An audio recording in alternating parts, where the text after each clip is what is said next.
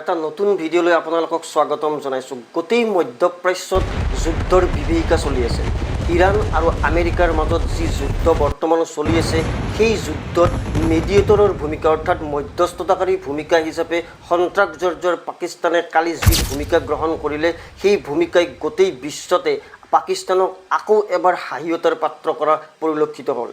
পাকিস্তানৰ মিডিয়া বা পাকিস্তানৰ ফৰেন পলিচিয়ে তেওঁলোকে দেখাব বিচাৰিলে যে তেওঁলোকে বিশ্বত সন্ত্ৰাসজৰ্জৰ পৰা ওলাই আহি এতিয়া পাকিস্তানে গোটেই বিশ্বতে শান্তি প্ৰতিষ্ঠাৰ কাৰণে যুদ্ধ কৰিব আৰু ইৰাণ আৰু আমেৰিকাৰ মাজত যি যুদ্ধ চলি আছে, সেই যুদ্ধক বন্ধ কৰি বিশ্বত শান্তি প্ৰতিষ্ঠাৰ কাৰণে চেষ্টা কৰিব। কিন্তু অৱশেষত দেখা গ'ল যে তেওঁলোকে যি মেডিয়েটৰৰ ভূমিকা গ্ৰহণ কৰিলে, সেই ভূমিকা এক প্ৰকাৰ ফুটুকাৰ ফেনতহে পৰিগণিত হ'ল। কথাটো হ'ল কি, বিশ্বৰ সন্ত্ৰাসবাদী অৰ্থাৎ আন্তঃৰাষ্ট্ৰীয় সংবাদ মাধ্যমে আজি যিবিলাক বাতৰি পৰিৱেশন কৰিছে, সেই বাতৰিত এটা কথা স্পষ্ট হৈছে যে ইৰাণক তেওঁলোকে অৰ্থাৎ পাকিস্তানে মিছা কথা কৈহে তেওঁলোকে মধ্যস্থতাকাৰীৰ ভূমিকা হিচাপে গ্ৰহণ কৰিছিল। অৰ্থাৎ ইৰাণক যিবিলাক প্ৰতিশ্ৰুতি দিছিলে, সেই প্ৰতিশ্ৰুতিবিলাক এক প্ৰকাৰ মিছা আছিলে।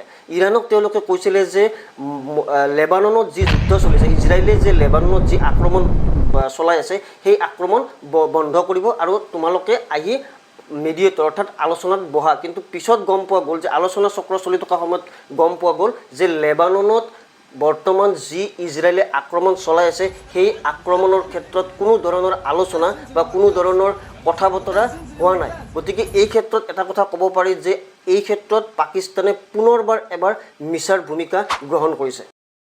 ইজৰাইল, আমেৰিকা আৰু ইৰাণৰ মাজত যুদ্ধ চলি আছে, কিন্তু সেই আলোচনা চক্ৰত ইজৰাইল অহা নাই। অৰ্থাৎ ইজৰাইলক নিমন্ত্ৰণ নকৰাকৈ ইজৰাইল অনুপস্থিত হৈ কেনেদৰে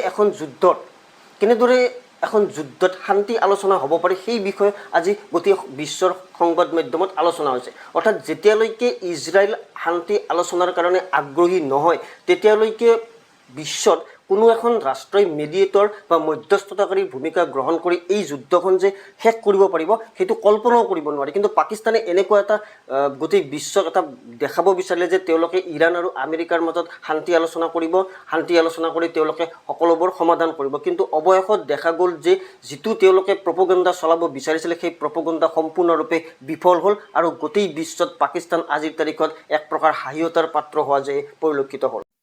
প্ৰক্ৰিয়াটো পাকিস্তানে যিটো ধৰণে ভাবিছিলে যে আমেৰিকা আৰু ইৰাণৰ মাজত যদি শান্তি চুক্তি হ'ব পাৰে বা শান্তি চুক্তি কৰি দিব পৰা হয়, তেতিয়াহ'লে তেওঁলোকৰ কাৰণে যথেষ্ট এটা পজিটিভ ছাইড আছিলে। কাৰণ গোটেই বিশ্বতে পাকিস্তানৰ যিটো ইমেজ, সেই ইমেজটো যথেষ্ট পৰিমাণে বাঢ়ি যাব। কিন্তু এই দুয়োখন দেশৰ মাজত শান্তি প্ৰতিষ্ঠা কৰাটো আজিৰ তাৰিখত ইমান সহজ নহয়। কিয় সহজ নহয়? প্ৰথম কথাটো হ'ল, এইটো এটা নিউক্লিয়াৰ ৱেপন বা নিউক্লিয়াৰ পাৰমাণৱিক শক্তিৰ কাৰণে তেওঁলোকৰ মাজত যুদ্ধ হৈছে আৰু ষ্ট্ৰেইট অফ হৰমুজ যিটো আজিলৈকে বন্ধ হৈ আছে, সেই টপিকটোৰ মাজত দুয়োখন দেশৰ মাজত কোনো ধৰণৰ এই মুহূৰ্তত যে কথা বতৰা বা এই মুহূৰ্তত যে তেওঁলোক কোনো এখন দেশ যে ইয়াৰ পৰা পিছুৱাই আহিব, সেইটো কথা ধাৰণাই কৰিব নোৱাৰে।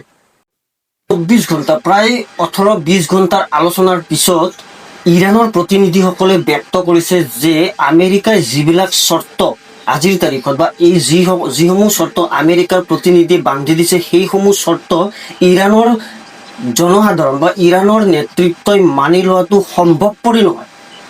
যিবিলাক চৰ্ত আমেৰিকাই আজিৰ তাৰিখত তেওঁলোকক বান্ধি দিছে, সেইবিলাক চৰ্ত যদি ইৰাণৰ প্ৰতিনিধিসকলে মানি লয়, তেতিয়াহ'লে ইৰাণৰ সাৰ্বভৌমত্ব বা ইৰাণ এখন দেশ হিচাপে জীয়াই থাকিব নোৱাৰিব। গতিকে এইটো কথাৰ পৰা স্পষ্ট যে তেওঁলোকৰ মাজত অনাগত ভৱিষ্যতেও যে তেওঁলোকৰ মাজত এনেকুৱা শান্তি আলোচনা হ'ব, এইখন চুক্তিৰ পৰা বা এই শান্তি আলোচনাৰ পৰা বা এইখন মিটিঙৰ পৰা স্পষ্টভাৱে ধৰিব পাৰে যে এই বিষয়টো ইমান সহজ নহয়। কথাটো হ'ল কি যে এই আলোচনাখন তেওঁলোকৰ মাজত বিফল হ'ল কিয় আৰু আলোচনাখন হৈছিল কি বিষয়ে, এইটোৱে আজিৰ তাৰিখত আটাইতকৈ ডাঙৰ কথা। যে এনেকুৱা এখন যুদ্ধ, যি যুদ্ধত হাজাৰ হাজাৰ মানুহৰ মৃত্যু হৈছে, হাজাৰ হাজাৰ কোটি টকা লোকচান হৈছে, তাৰ পিছতো এনেকুৱা এখন যুদ্ধৰ কাৰণে শান্তি আলোচনা বা আলোচনা কি কাৰণে বিফল হ'ল। ইয়াতে মুখ্যতঃ 3টা বিষয়ত তেওঁলোকৰ মাজত আলোচনা হৈছিলে। এটা আছিলে ইৰাণে পাৰমাণৱিক শক্তি বা পাৰমাণৱিক প্ৰগ্ৰেমটো কেঞ্চেল কৰিব লাগিব।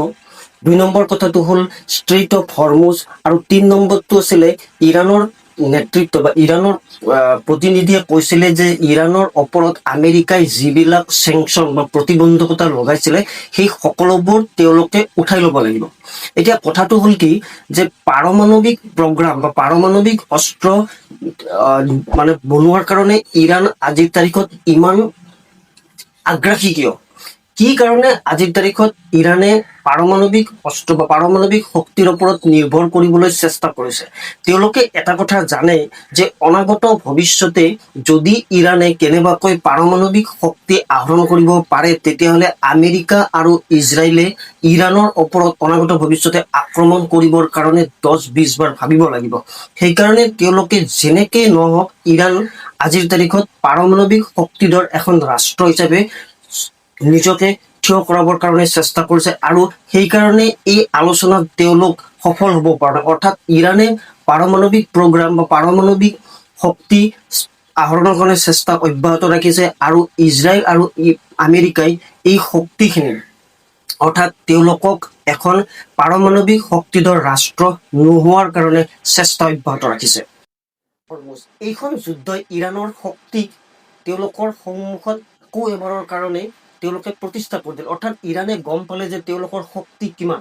ষ্ট্ৰেইট অফ হৰমুজ এনেকুৱা শক্তি যে তেওঁলোকে গম পাইছে যে অনাগত ভৱিষ্যতে যদি তেওঁলোকৰ ওপৰত কোনোবা এখন ৰাষ্ট্ৰই আক্ৰমণ কৰে তেতিয়াহ'লে তেওঁলোকে ষ্ট্ৰেইট অফ হৰমুজ সম্পূৰ্ণৰূপে বন্ধ কৰি দিব পাৰিব আৰু গোটেই বিশ্বতে তেলৰ বা ইন্ধনৰ সামগ্ৰীৰ নাটনি সৃষ্টি কৰি বিশ্বৰ ওপৰত তেওঁলোকে এটা চাপ সৃষ্টি কৰিব পাৰিব। কিন্তু এই কথাটো তেওঁলোকৰ যুদ্ধৰ আগতে তেওঁলোকে জানিব পৰা নাছিল। কিন্তু এই যুদ্ধৰ পিছত ষ্ট্ৰেইট অফ হৰমুজৰ ভূমিকা কিমান শক্তিশালী, ষ্ট্ৰেইট অফ হৰমুজে গোটেই বিশ্বতে কি ভূমিকা গ্ৰহণ কৰিব পাৰে সেই কথাটো ইৰাণে গম পালে। গতিকে ইৰাণৰ নেতৃত্ব বা ইৰাণ কৰ্তৃপক্ষই সদায় এইটো কথাৰ ওপৰত নিৰ্ভৰ কৰিছে যে এইটো কথাৰ ওপৰত তেওঁলোকে ভৰ দিছে যে যেনেকেই নহওক ইৰাণৰ হাতত ষ্ট্ৰেইট অফ হৰমুজৰ পাৱাৰটো থাকিব লাগিব আৰু আমেৰিকাৰ কৰ্তৃপক্ষ বা আমেৰিকাৰ নেতৃত্বই বিচাৰিছে যে ষ্ট্ৰেইট অফ হৰমুজৰ যিটো পাৱাৰ সেই পাৱাৰটো আমেৰিকাৰ হাতলৈ গুচি যাওক আৰু এই কথাটো ইৰাণৰ নেতৃত্ব বা ইৰাণৰ প্ৰতিনিধিয়ে মানি লোৱা নাই।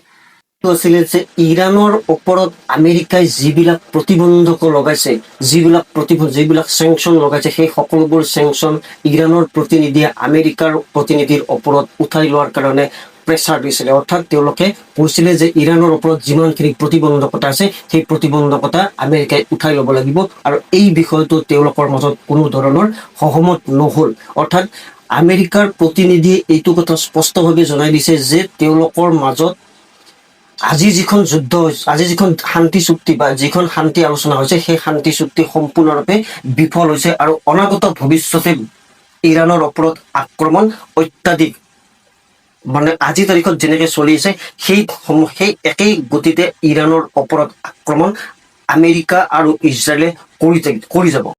ক'ব পাৰি যে পাকিস্তানে যি ভূমিকা গ্ৰহণ কৰিছিল মিডিয়েটৰ হিচাপে, মধ্যস্থতাকাৰী হিচাপে যি ভূমিকা গ্ৰহণ কৰিছিলে ইৰাণ আৰু আমেৰিকাৰ যুদ্ধ শেষ কৰাৰ কাৰণে, আজিৰ তাৰিখত এইটো কথা স্পষ্টভাৱে ক'ব পাৰি যে তেওঁলোকৰ শান্তি আলোচনা নহ'ল। অৰ্থাৎ পাকিস্তানো ফেইল হ'ল, আমেৰিকা আৰু ইজৰাইলৰ মাজত শান্তি চুক্তিৰ যি মিটিং আছিল সেয়াও ফেইল হ'ল। গতিকে যুদ্ধ অনাগত কিমান দিনলৈকে এই যুদ্ধ মধ্যপ্ৰাচ্যত চলি থাকিব সেইটো আজিৰ তাৰিখত কোৱাটো কঠিন। যদি আপোনাৰ ভিডিঅ'টো ভাল লাগিছে ভিডিঅ'টো লাইক কৰিবলৈ নাপাহৰিব, পেজটো ছাবস্ক্ৰাইব কৰিব আৰু আপোনাৰ বহুমূলীয়া মন্তব্য জনাবলৈ নাপাহৰিব। ধন্যবাদ।